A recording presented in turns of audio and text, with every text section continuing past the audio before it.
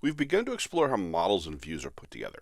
In the previous videos, I looked at the model more than the view. This time I want to look more at the view hierarchy. The pizzas on our menu have an ID number. The ID number, among other things, will identify images of the pizzas. We don't have the correct images yet, but we can set up that ID number. So let's use the ID to take a tour of the view hierarchy. A view hierarchy is the way we connect the views we've made in SwiftUI together. On top, we have Content View, which heads down to Menu Item View. Menu Item View either displays H Menu Item View or V Menu Item View. Currently, we are passing a string in Content View to Menu Item View to the H or V Menu Item Views. There's only one property of the pizza. I'd have to add a lot of parameters to pass more than this if I wanted, say, a name, a description, a price, and an ID. By passing the entire menu item struct means we can use all the values in the struct, but pass only one object. We'll start all this in the menu model, where the menu item is adding an extra property. Okay, so we're just going to go here in the menu item, and I'm just going to put a var in here.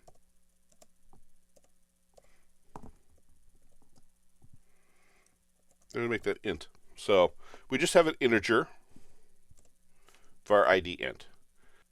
And so we get some errors. And the error, of course, is ID doesn't exist in test menu item 1 or 2. And you could actually look at that in the error message here. It says missing argument for parameter ID and call. We can actually use the fix here. So I'm going to click on the fix button and then click on where it says int. And I can put a 1. And it's going to do the same thing with test menu item 2. I'm going to use the fix here. Again, tap on it, and I'll put a 2 in there. And that gets our menu model working fine. Okay. I don't have pictures yet, but I can use my ID with SF symbols as a place marker.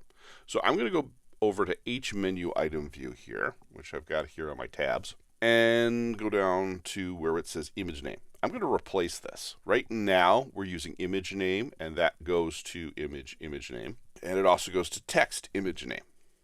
I'm going to replace image name with my menu item. So let's go up to this line here. I'm going to double tap on it, on the var, and then scroll over with my finger. So I highlight the whole thing, and I'm just going to delete it. And then we replace that with a var item, menu item. And of course, it's going to give me that same error we got before. Item is title declared here, which means that item isn't existing in other places. But I'll get to that in a minute. Next thing I'm going to do is I'm going to go over here to this image. And where I put image name, I'm now going to do something different. So I'm going to start with system name here. So I just put SY. I get the autocomplete will tell me that that's going to be a system name. And then for the string here, I'm going to start with some quotes. And then I'm going to use some interpolation here and put my ID in. So I can put item dot ID, and that gives me the item number. And there's some lovely symbols here where I can use circle here to get this to work right. And now I've got a system name that'll be an item ID circle. And then we've got text image name here. And I'm going to go change this one too. And I'm going to just make that item dot name. And now my menu item view is working right, and it's telling me that I've got a problem down here on my preview, and I'm just going to change that to item. And it just wants the menu item version here. And I can put TE for test menu item, and I'll use test menu item 1 for that. All right, so we've got this one done. We still got errors, of course. And first thing I want to do before I check those errors is stay on that same level of the hierarchy and do the same thing for V menu item view that we just did. So again, I'm going to double tap here, slide this over, delete that, var item menu item, and then go down to here.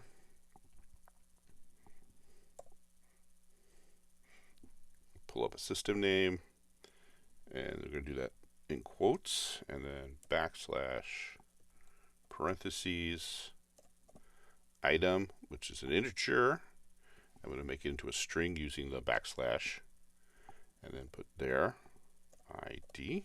Outside the parentheses, we'll put circle.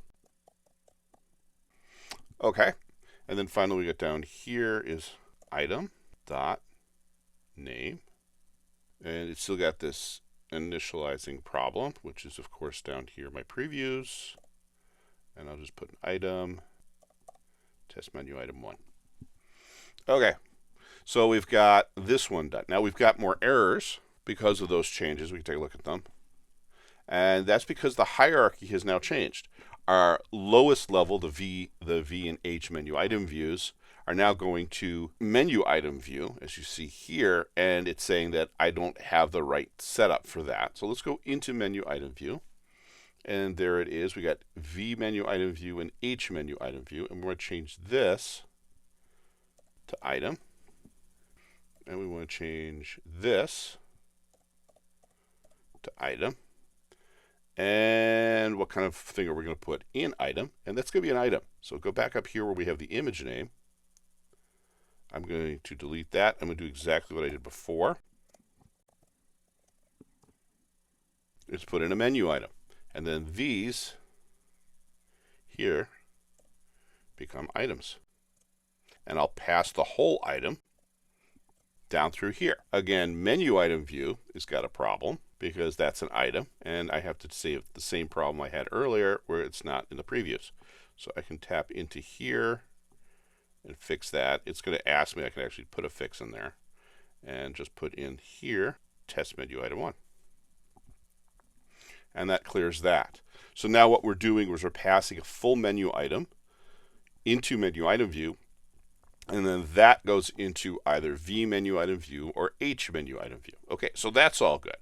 You can see we still have errors, and most of those errors are now in content view because of how we use the menu item view.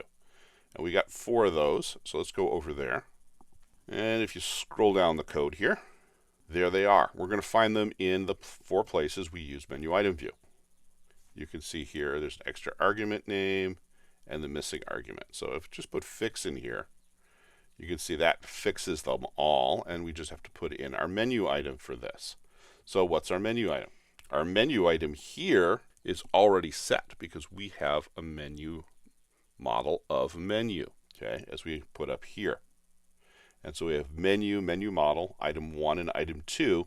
So I'm going to be putting in here what I need for those things. And so replace all of this by first of all deleting this, putting in here menu dot item 1, and then this one's got the same problem. I'm going to delete what's in here, put item,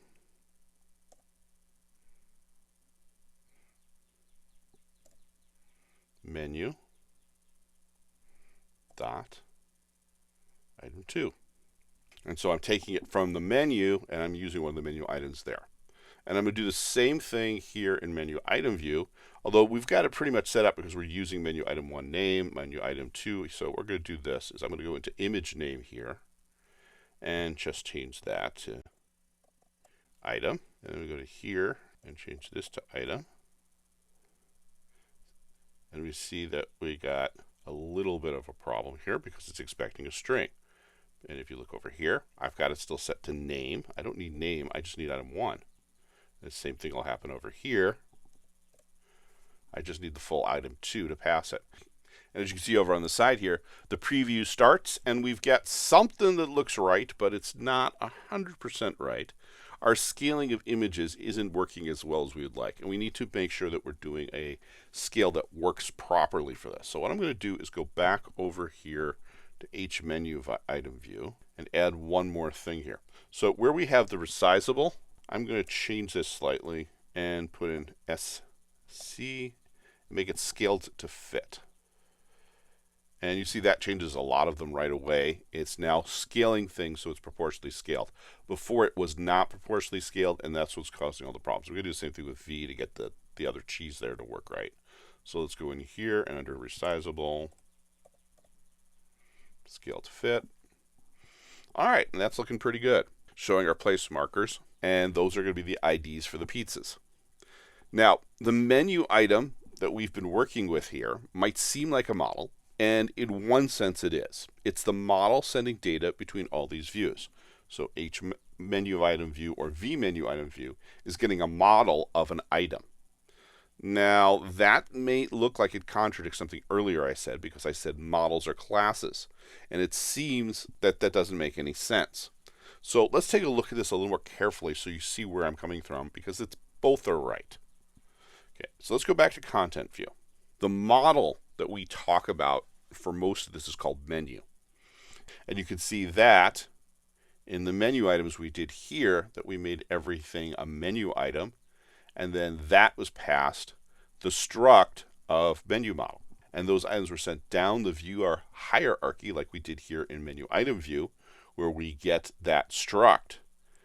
And then that struct was sent to either H menu item view or V menu item view. And again, it sent the item. Now that's all good and fine, and its one model is just this value of data, which is the exact same idea as we had when we had just a string. It was sending a value of data, which is the model for this particular view.